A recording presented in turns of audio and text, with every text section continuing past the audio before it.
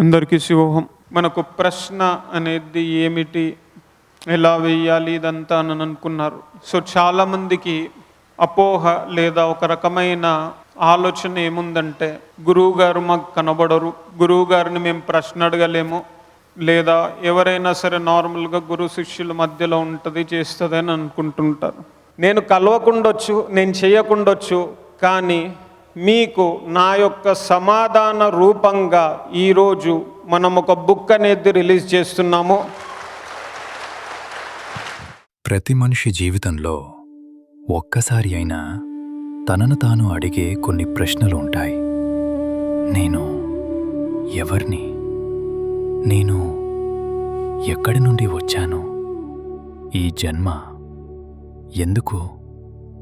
జీవితం కేవలం ఇంతేనా? మరణం ముగింపా, లేక మరో మొదలా? ఈ ప్రపంచాన్ని నడిపిస్తున్న శక్తి ఏమిటి? అసలు కుండలిని అంటే ఏమిటి? మంత్రం కేవలం శబ్దమా, లేక మరేదైనా ఉందా? కర్మ ఎలా ఏర్పడుతుంది? శివోహం ఒక మాట, లేక అనుభవించాల్సిన పరమసత్యమా? వేగంగా మారుతున్న ఈ ప్రపంచంలో అసలు మారనిది ఏదైనా ఉందా? ఈ ప్రశ్న ఒక్క మనిషిదే కాదు, యుగయుగాలుగా మానవజాతి మొత్తం ఇదే ప్రశ్నకు అదే సమాధానాన్ని వెతుకుతోంది. మహర్షులు అన్వేషించారు, యోగులు తపస్సు చేశారు, వేదాలు పలికాయి, శాస్త్రాలు రాయబడ్డాయి, విజ్ఞానం విస్తరించింది, సాంకేతికత ప్రపంచాన్ని మార్చింది. ప్రతి యుగం, ప్రతి నాగరికత, ప్రతి మనిషి ఒకే సత్యాన్ని తన మార్గంలో వెతుకుతూనే ఉన్నాడు. కొన్ని సమాధానాలు వెతికితే దొరకవు, అవి సాక్షాత్కరింపబడతాయి. కానీ ఎప్పుడు? కొన్నిసార్లు మన జీవితాన్ని మార్చే ప్రయాణం ఒక అడుగు ముందుకు వేయటం వల్ల కాదు, ఒక్క క్షణం ఆగిపోవటం వల్ల ప్రారంభమవుతుంది. ఎన్నో యుగాలుగా ఎందరో మహనీయులు వారి అన్వేషణలో ఒక విషయాన్ని గ్రహించారు. వెతకాల్సింది బయట కాదు, లోపల అని వారు తెలుసుకున్నారు. మన కళ్ళకు కనిపించే ప్రపంచం ఎంత విశాలమో, మన లోపల కనిపించని ప్రపంచం దానికంటే ఎంతో విశాలమైనది, అనంతమైనది. అక్కడ ఆలోచనలు పుట్టవు, చైతన్యం మేల్కుంటుంది. అక్కడ శక్తి సృష్టించబడదు, వికసిస్తుంది. అక్కడ వెతికే మనసు ఉండదు, సాక్షిగా నిలిచే ఉనికి మాత్రమే ఉంటుంది. ఆ నిశ్శబ్ద ద్వారం ఒక్కసారి తెరుచుకుంటే జీవితం మునుపటిలా ఉండదు. కానీ ఆ అంతర్ముఖ ప్రపంచంలో మొదటి అడుగు ఒంటరిగా వేయటం అంత సులభం కాదు. ఎందుకంటే ఈ ప్రయాణం తెలుసుకోవాల్సింది కాదు, అనుభవించాల్సింది. ఆ అనుభూతిని సాక్షాత్కరింపజేయగలవాడే సద్గురువు. గురువు అంటే ఒక వ్యక్తి కాదు, ఒక పేరు కాదు, ఒక రూపం కాదు, అజ్ఞానాన్ని వెలుగుగా మార్చే పరమ శుద్ధ చైతన్యం. అలాంటి మహనీయుని సన్నిధి లభించటం సాధకుడి జీవితంలో అత్యంత దుర్లభమైన వరం.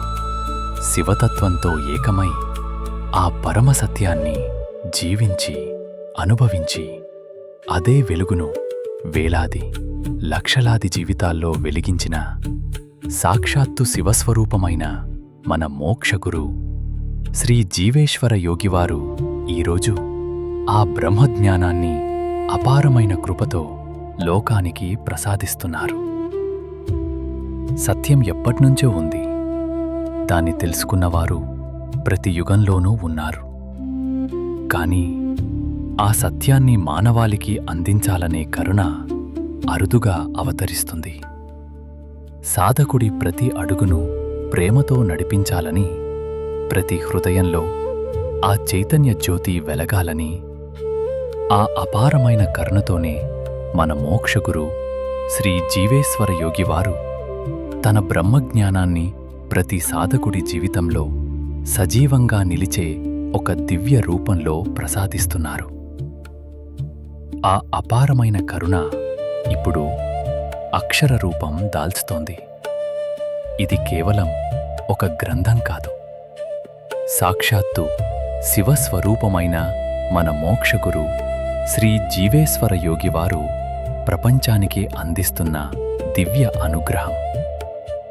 గురుదేవుల స్వహస్తాలతో అవతరించిన ప్రతి పదం చైతన్యంతో నిండిన ఒక సజీవ స్పందన. చదువుతున్న ప్రతి క్షణం మనం అక్షరాలను మాత్రమే స్పృశించము. ఆ అక్షరాల ద్వారా గురుదేవుల చైతన్యంతో అనుసంధానమవడం ప్రారంభమవుతుంది. తెలిసినా తెలియకపోయినా ఆ అనుసంధానం మనలో ఒక నిశ్శబ్ద అంతర్గత ప్రక్రియను ప్రారంభిస్తుంది. ఆ ప్రక్రియ మెల్లగా మన చైతన్యాన్ని ఉన్నత స్థితి వైపు నడిపిస్తుంది. అప్పుడు ఈ గ్రంథం చదవబడదు, అది జీవించబడుతుంది. కొన్ని రహస్యాలు శబ్దానికి అందవు, అవి సాక్షాత్కరింపబడతాయి. కొన్ని ద్వారాలు తెరవబడవు, అనుగ్రహించబడతాయి.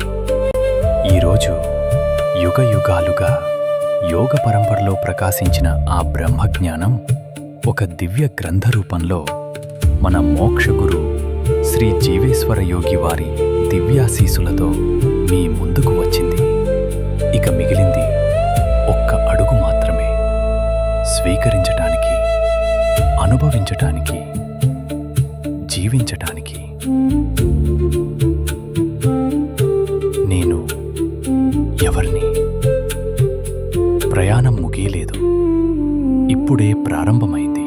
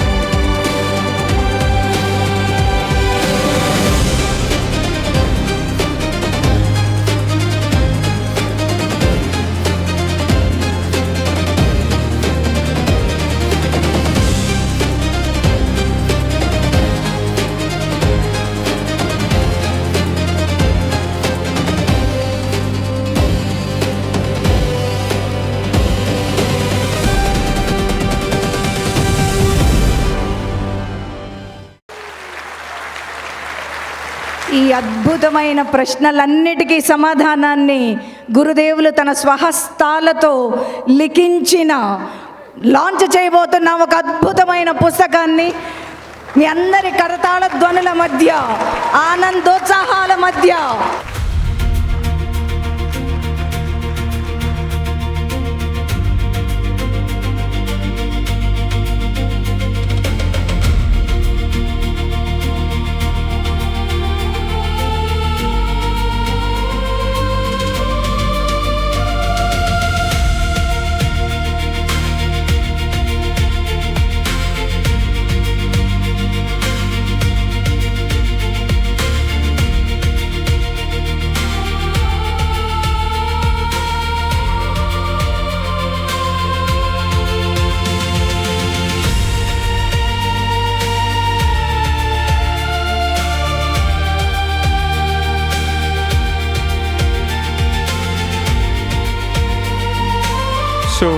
ఈ బుక్ టైటిల్ గురించి ఆలోచిస్తున్నప్పుడు కుండలిని అనంటే ఏమిటి అనంటే నీలో ఉన్న ఒక రహస్యమైన శక్తి అనేది దానికి తార్కాణంగా ఇది ద సీక్రెట్ అనేది తీసుకోవడం జరిగింది.